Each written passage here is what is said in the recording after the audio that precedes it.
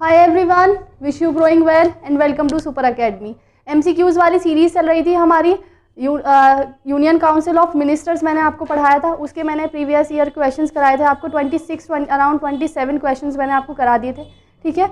वो अब उसके थोड़े से क्वेश्चंस और रह रहे, ठीक है। उसको आज इस लेक्चर में कंप्लीट करेंगे। कौन सा लेसन चल रहा था हमारा? Union council of ministers. Union council of minister, संघीय मंत्री परिषद। मैंने आपको 27 क्वेश्चंस कराए थे।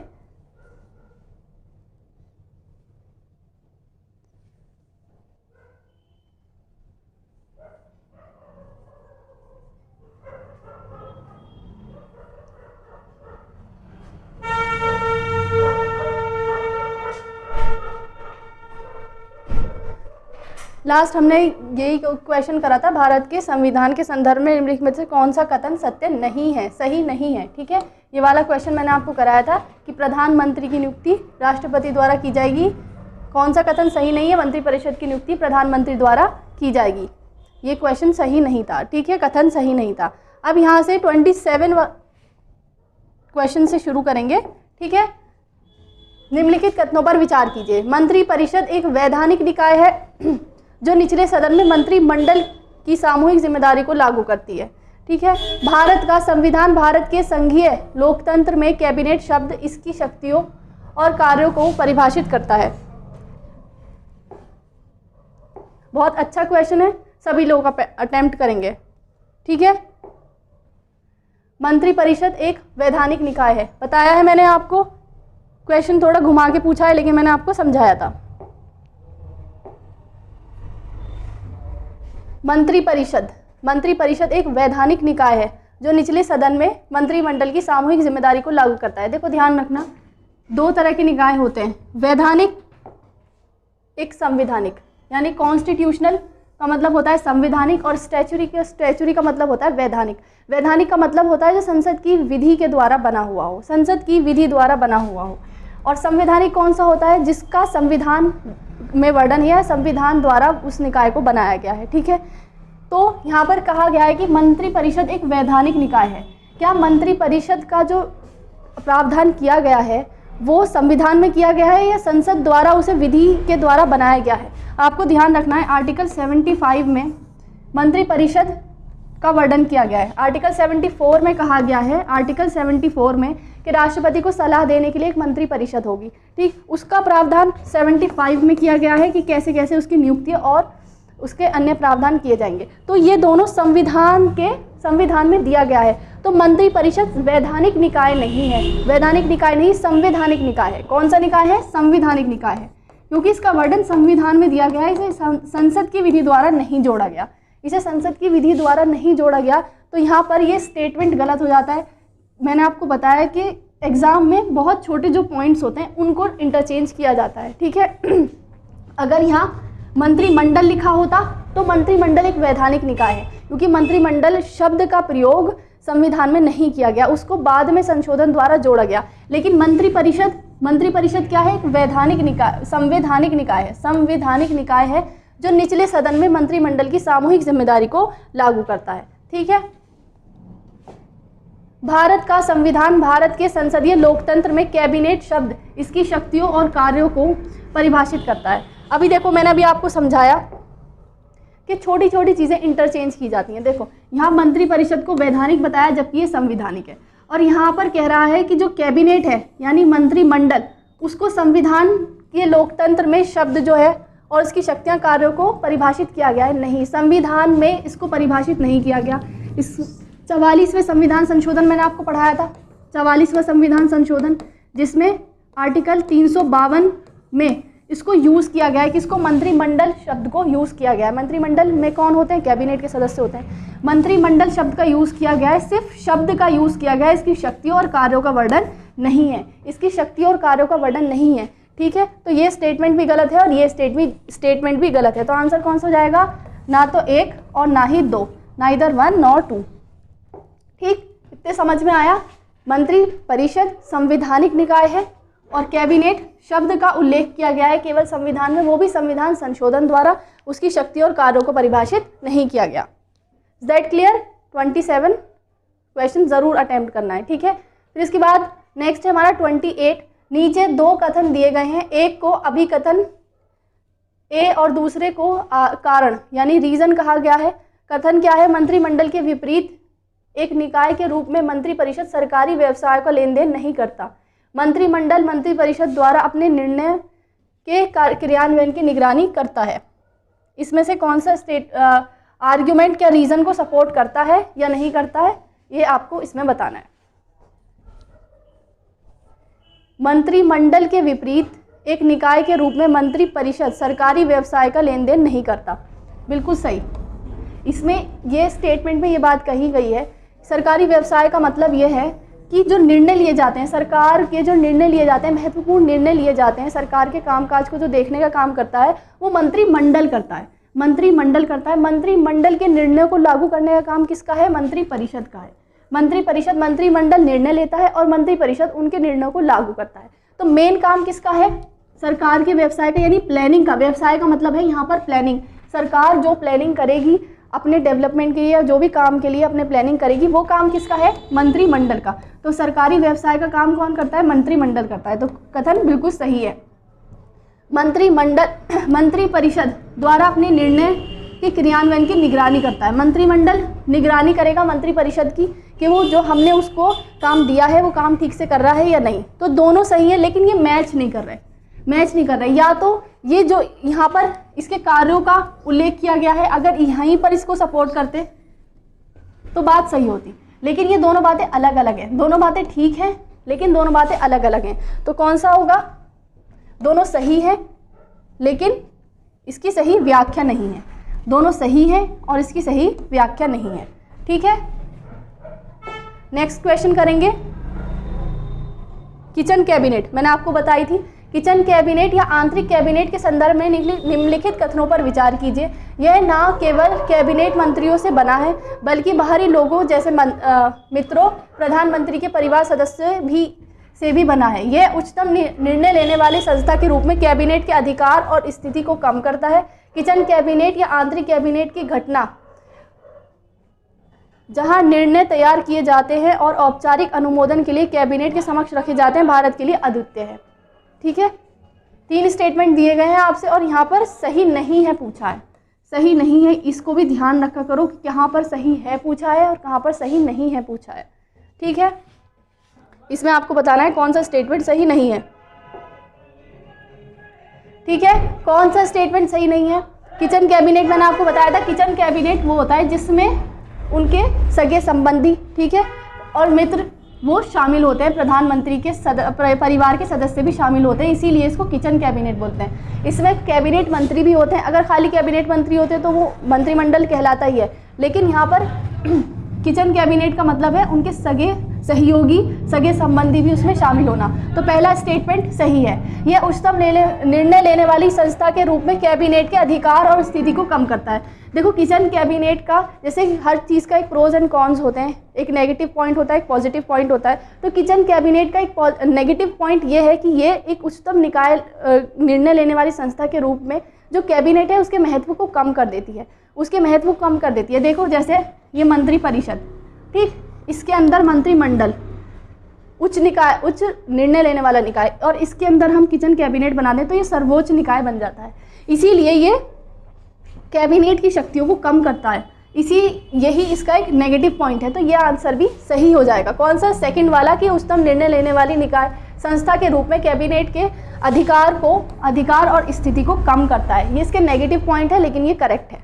इसके बाद किचन कैबिनेट आंतरिक घटना भारत के लिए अद्वितीय है। देखो भारत के लिए अद्वितीय नहीं, अद्वितीय का मतलब है केवल भारत में अपनाई गई है, यह भारत के लिए नहीं है, भारत द्वारा इसको केवल भारत द्वारा अपनाया गया है, भारत के लिए नवीन है। इसको यह जो कॉमन है ना, ये ब्रिटेन यानी कि यूके और यूएस यानी अमेरिका और ब्रिटेन में कॉमन है, इसलिए ये भारत के लिए अद्वितीय नहीं है। तो कौन सा स्टेटमेंट इसमें गलत हो जाएगा? तो स्टेटमेंट नंबर 3 इसमें गलत है। केवल 3 भारत के लिए अद्वितीय नहीं है क्योंकि ये बाहर जो यूरोपियन कंट्रीज़ हैं वहाँ पर कॉमन है, जैसे मैंने आपको एग्जांपल दिया यूएस और यूके, और ये दोनों स्टेटमेंट सही हैं। देखो स्टेटमेंट्स भी ध्यान से, जो प्रीवियस ईयर क्वेश्चंस हैं उनमें स्टेटमेंट्स जो दे रखी हैं उनको ध्यान से पढ़ा करो, क्योंकि कई बार ये अकेला एक स्टेटमेंट के रूप में आ जाएगा और आपसे पूछ लेगा कि ये कथन ठीक है, ठीक नहीं है, ठीक है। तो स्टेटमेंट्स भी ध्यान से पढ़ने, ऑप्शंस भी ध्यान से पढ़ने। 29 नेक्स्ट है 30। क्वेश्चन नंबर 30, निम्न में से कौन अप्रैल 2021 तक भारत का सबसे लंबे समय तक रहने वाले प्रधानमंत्री थे? भारत के 2021 तक, अप्रैल 2021 तक सबसे लंबे प्रधानमंत्री रहने वाले कौन थे? पंडित जवाहरलाल नेहरू। इस तरह के क्वेश्चंस भी पूछ लिए जाते हैं, इसलिए यहाँ पर इसको रखा है, ठीक है। 21 अप्रैल तक सबसे लंबा जो कार्यकाल रहा है प्रधानमंत्री के तौर पर, वो किसका रहा है? जवाहरलाल नेहरू का। नेक्स्ट क्वेश्चन है, प्रधानमंत्री की नियुक्ति कौन करता है? अब तो आपको याद हो गया होगा कौन करता है, राष्ट्रपति नियुक्त करते हैं। 1965 में भारत पाकिस्तान युद्ध के दौरान भारत के प्रधानमंत्री कौन थे? 1965 में भारत पाकिस्तान युद्ध के दौरान भारत के प्रधानमंत्री कौन थे? लाल बहादुर शास्त्री। लाल बहादुर शास्त्री भारत के प्रधानमंत्री थे जिस टाइम इंडिया और पाकिस्तान का 1965 में युद्ध हुआ था। इसके बाद ये प्रधानमंत्री की शक्तियों से रिलेटेड क्वेश्चन है, ठीक है। निम्नलिखित, मैंने प्रधानमंत्रियों के ऊपर, आप प्रधानमंत्री के ऊपर एक सेपरेट उनकी शक्तियों के ऊपर लेक्चर बनाया है, उसको ध्यान से करना है। उससे रिलेटेड क्वेश्चन है, प्रधानमंत्री की भूमिका। वह देश के विदेशी नीति को आकार देने में महत्वपूर्ण भूमिका निभाते हैं, ठीक है। वह केंद्र सरकार के मुख्य प्रवक्ता हैं, केंद्र सरकार के मुख्य प्रवक्ता हैं और विदेशी नीति में महत्वपूर्ण भूमिका निभाते हैं। दोनों स्टेटमेंट्स में कौन सा सही है आपको बताना है। दोनों ही स्टेटमेंट सही है, क्योंकि प्रधानमंत्री वास्तविक कार्यपालिका होते हैं, प्रधानमंत्री रियल एग्जीक्यूटिव है, तो विदेश नीति को आकार देने में भी उनकी महत्वपूर्ण भूमिका है। केंद्र सरकार के मुख्य प्रवक्ता कौन होते हैं? प्रधानमंत्री। भारत के प्रधानमंत्री के संदर्भ में निम्नलिखित कथनों पर विचार कीजिए। ये सदन है, सदन। वह सदन के पटल पर सरकार की नीतियों की घोषणा करते हैं। प्रधानमंत्री राष्ट्रपति और मंत्रिपरिषद के बीच संचार का मुख्य माध्यम है। प्रधानमंत्री मंत्रियों के बीच विभागों का आवंटन और फेरबदल करते हैं। ये प्रधानमंत्री की शक्तियों से रिलेटेड पूछा गया है, प्रधानमंत्री की शक्तियां, प्रधानमंत्री के कार्य, ठीक है। इसमें आपको करेक्ट बताना है।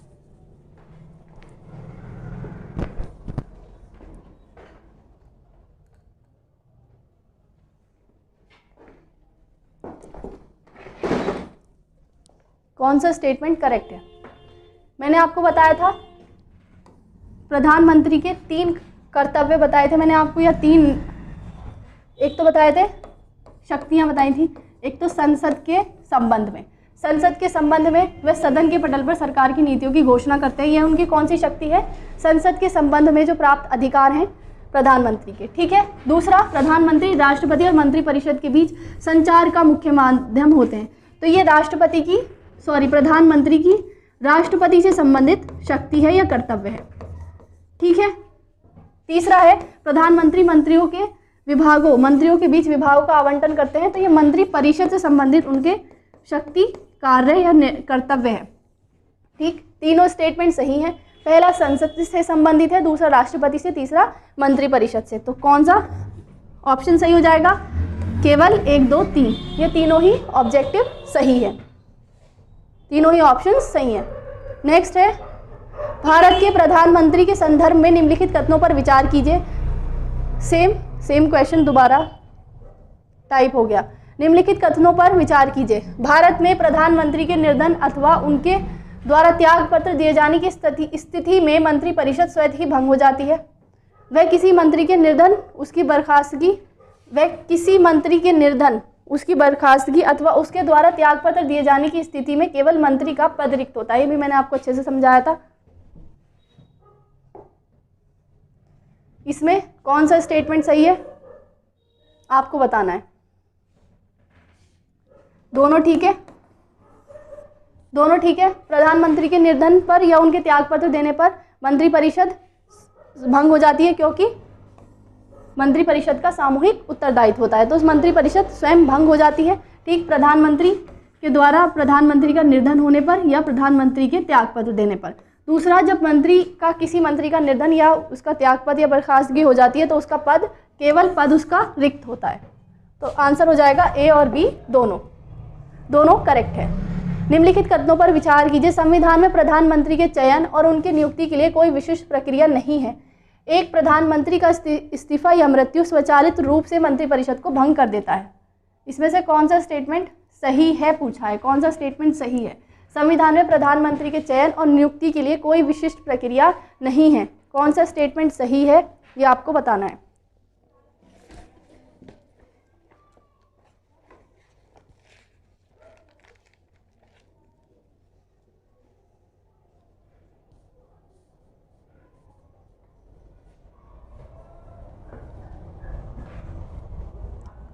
कौन सा स्टेटमेंट सही है? संविधान में प्रधानमंत्री के चयन और नियुक्ति के लिए कोई विशिष्ट प्रक्रिया नहीं है, कोई विशिष्ट प्रक्रिया नहीं है। आर्टिकल 75 क्या कहता है? राष्ट्रपति द्वारा प्रधानमंत्री की नियुक्ति की जाएगी, राष्ट्रपति द्वारा प्रधानमंत्री की नियुक्ति की जाएगी, सिर्फ इतना ही कहा गया है, इसके अलावा कोई विशेष प्रक्रिया नहीं दी गई है। तो स्टेटमेंट ठीक है। और ये अभी मैंने आपको पिछले क्वेश्चन में बताया, प्रधानमंत्री इस्तीफा दे दें या उनकी मृत्यु हो जाए तो मंत्रिपरिषद स्वयं भंग हो जाती है। तो आंसर हो जाएगा 3, 1 और 2 दोनों ठीक हैं, 1 और 2 दोनों ठीक हैं।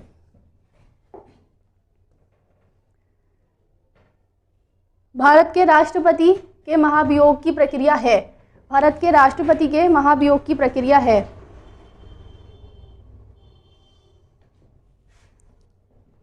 कैसी प्रक्रिया है? अर्धन्यायिक, अर्धन्यायिक। राष्ट्रपति वाला चैप्टर मैंने आपको पढ़ाया था, उसका भी रिवीजन हो गया। अर्धन्यायिक कैसी प्रक्रिया है? अर्धन्यायिक। भारतीय संविधान के संदर्भ में निम्नलिखित कथनों पर विचार कीजिए। संघीय मंत्रिपरिषद लोकसभा के प्रति सामूहिक रूप से उत्तरदायी होती है। संघ के मंत्री प्रधानमंत्री के प्रसाद पर्यंत पद धारण करते हैं। एक ही शब्द का इंटरचेंज किया गया है, एक ही वर्ड को इंटरचेंज किया गया है। अब आपको पकड़ना है कौन सा वर्ड।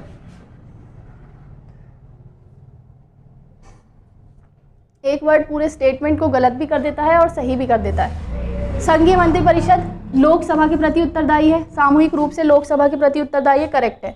दूसरा पढ़ो, संघ के मंत्री प्रधानमंत्री के प्रसाद पर्यंत काम करते हैं या राष्ट्रपति के प्रसाद पर्यंत काम करते हैं। तो कौन सा स्टेटमेंट ये गलत हो जाएगा? पहला सही है। तो कौन सा स्टेटमेंट क्या पूछा है यहाँ पर?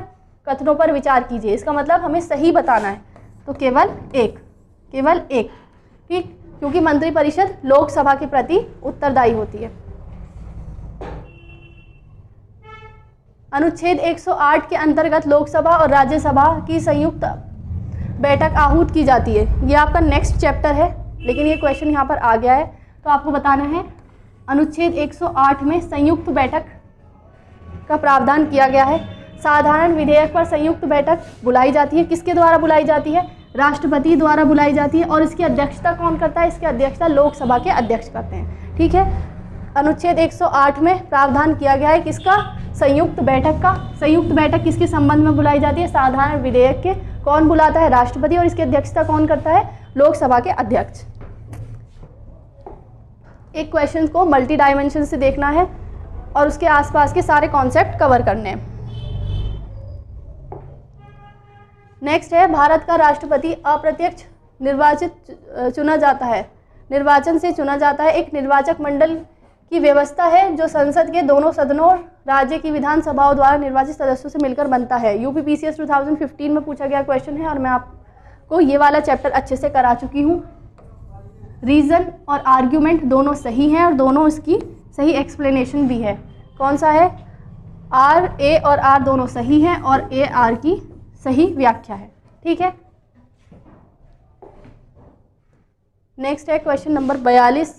निम्नलिखित कथनों पर विचार कीजिए। केंद्र में मंत्रिपरिषद संसद के प्रति सामूहिक रूप से उत्तरदायी होते हैं। संघीय मंत्री भारत के राष्ट्रपति के प्रसाद पर्यंत पद धारण करते हैं। विधि निर्माण हेतु प्रस्ताव के बारे में प्रधानमंत्री राष्ट्रपति को सूचित करेंगे।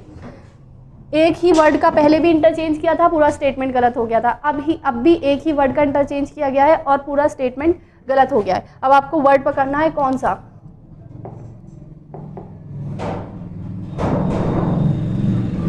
केंद्र में मंत्रिपरिषद संसद के प्रति सामूहिक रूप से उत्तरदायी होते हैं। किसके प्रति उत्तरदायी होते हैं? संसद के प्रति होते हैं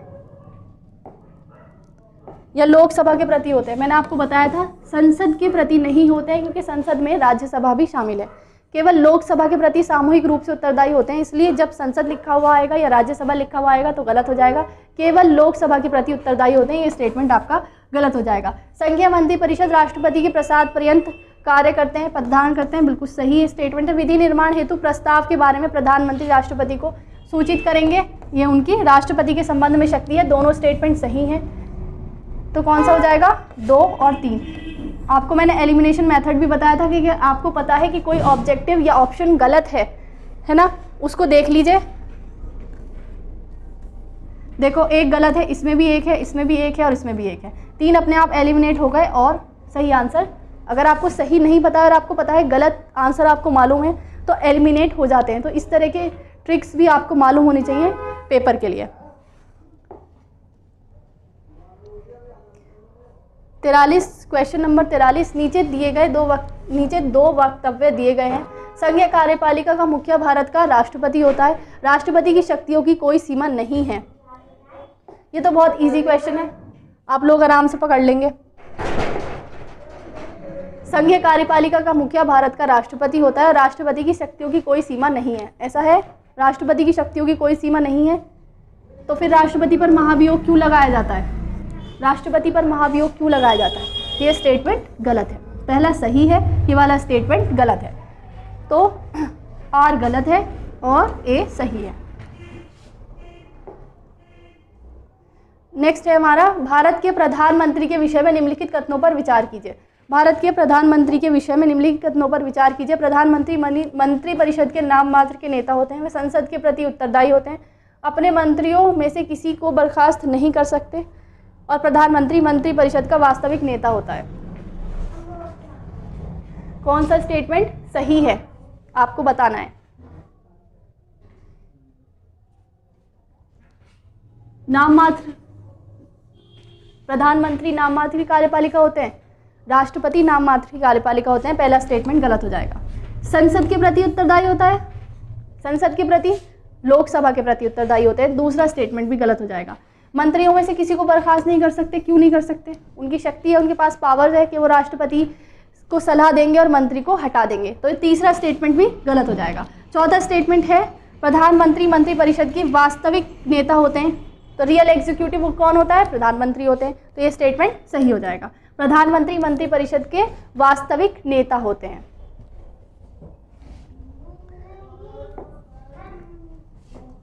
नेक्स्ट है, कैबिनेट में सम्मिलित होते हैं। मैंने आपको 3 तरह के मंत्री समझाए थे, ठीक है? उसमें एक थे कैबिनेट।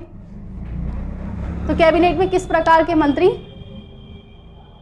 सम्मिलित होते हैं? कौन से होते हैं? सभी प्रकार के मंत्री, केवल कैबिनेट मंत्री, कैबिनेट मंत्री और राज्य मंत्री, कैबिनेट मंत्री, कैबिनेट राज्य और उप मंत्री। कौन कौन से कैबिनेट में शामिल होते हैं? केवल कैबिनेट मंत्री।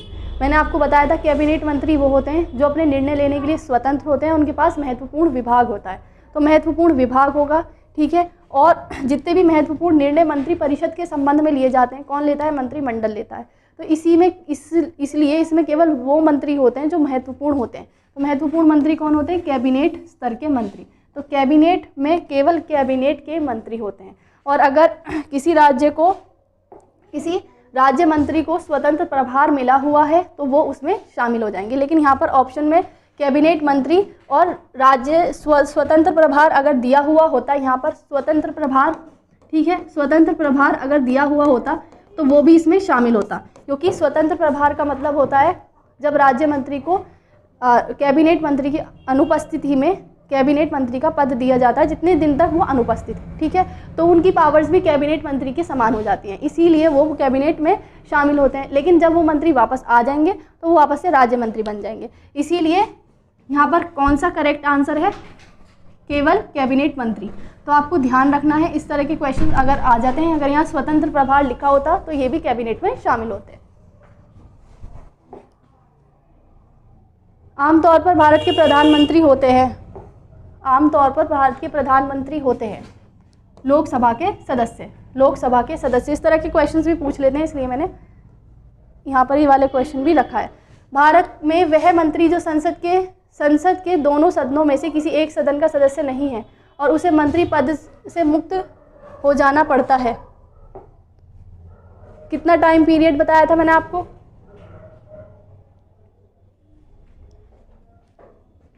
6 महीने। अगर कोई व्यक्ति बिना सदस्यता के मंत्री बनता है तो वो 6 महीने तक मंत्री बना रह सकता है। उसके बाद उसकी मंत्री पद से इस्तीफा देना पड़ेगा या तो उसे 6 महीने के अंदर सदस्यता लेनी चाहिए। ठीक है। नेक्स्ट है, भारतीय राजनीतिक व्यवस्था में कार्यपालिका फिल इन द ब्लैंक्स के अधीन रहकर कार्य करती है। तो कार्यपालिका किसके अधीन रहकर कार्य करती है? किसके अधीन रहकर कार्य करती है? विधायिका के। कार्यपालिका किसके अधीन रहकर कार्य करती है? विधायिका के, यानी लेजिस्लेटिव। भारतीय संविधान में निम्नलिखित प्रावधानों में कौन सा प्रावधान मंत्री परिषद की नियुक्ति तथा पदच्युत को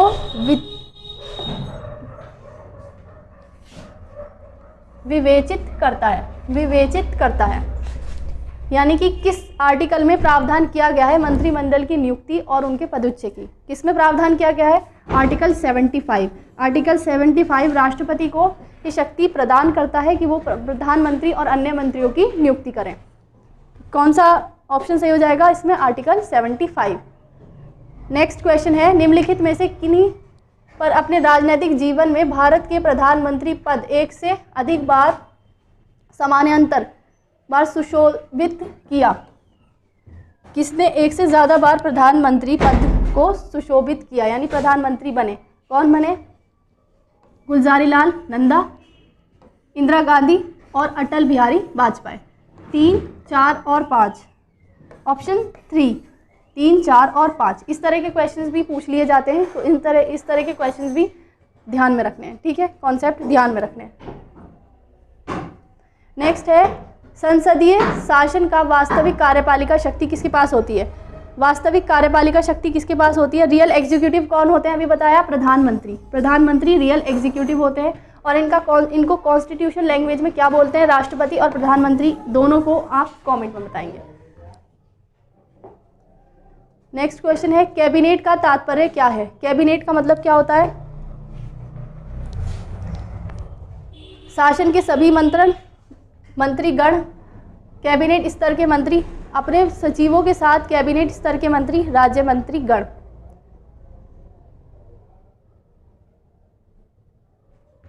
कैबिनेट का मतलब क्या होगा? कैबिनेट स्तर के मंत्री। सचिवों का किसी भी मंत्री परिषद में स्थान नहीं है। ठीक है, ध्यान रखना है। और कैबिनेट स्तर के मंत्री शामिल होते हैं कैबिनेट में।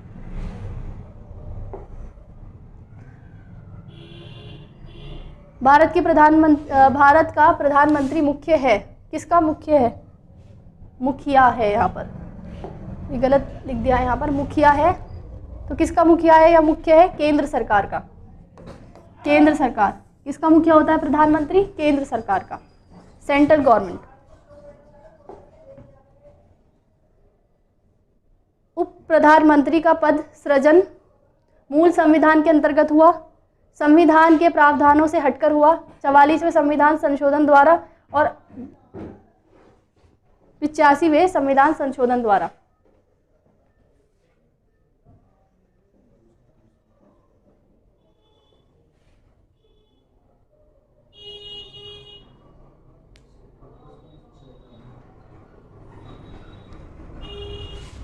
संविधानिक प्रावधानों से हटकर। देखो, संविधानिक प्रावधानों से हटकर मूल संविधान में उप प्रधानमंत्री का पद नहीं है। इसको राजनीतिक कारणों से समय समय पर सृजित किया गया। अब तक 8 उप प्रधानमंत्रियों की नियुक्ति की जा चुकी है। ठीक है, और सरदार वल्लभ भाई पटेल पहले उप प्रधानमंत्री थे। सरदार वल्लभ भाई पटेल पहले उप प्रधानमंत्री थे। संविधान के प्रावधानों से हटकर हुआ है और अब तक 8 व्यक्तियों को उप प्रधानमंत्री नियुक्त किया जा चुका है। ठीक है, उप प्रधानमंत्री नियुक्त किया जा चुका है। अब आपको एक कॉन्सेप्ट और ध्यान रखना है कि अगर प्रधानमंत्री त्यागपत्र दे दे, मृत्यु हो जाए, तो ऐसा नहीं है। प्रधानमंत्री की जगह उप प्रधानमंत्री को प्रधानमंत्री बना दिया जाएगा। जब प्रधानमंत्री की मृत्यु हो जाए या त्यागपत्र दे दें तो मंत्रिपरिषद खत्म हो जाएगी, क्योंकि ये इसका प्रावधान, उप प्रधानमंत्री का प्रावधान संविधान में नहीं किया गया है। ये संविधान से इतर है, यानी संविधान से हटकर इसका प्रावधान किया गया है। ठीक है, तो आपका ऑप्शन हो जाएगा ऑप्शन बी। इसके साथ आपके सारे चैप्टर हो गया कंप्लीट, वाला चैप्टर आपका कंप्लीट हो गया। ठीक, प्रीवियस ईयर क्वेश्चंस के साथ एमसीक्यूज़ के साथ पूरा चैप्टर कंप्लीट हो गया है। रिवीजन अच्छे से करना है, ठीक है। एग्जाम में पास होने का जो सबसे मेन कॉन्सेप्ट है या मेन चीज़ मैं आपको बताऊं तो सिर्फ रिवीजन है, और फिर उसके बाद प्रीवियस ईयर क्वेश्चंस और टेस्ट सीरीज़, ठीक है। ये आपका कंप्लीट हो गया है। टेस्ट सीरीज़ लगानी है, प्रीवियस ईयर क्वेश्चन करने हैं। Thank you so much.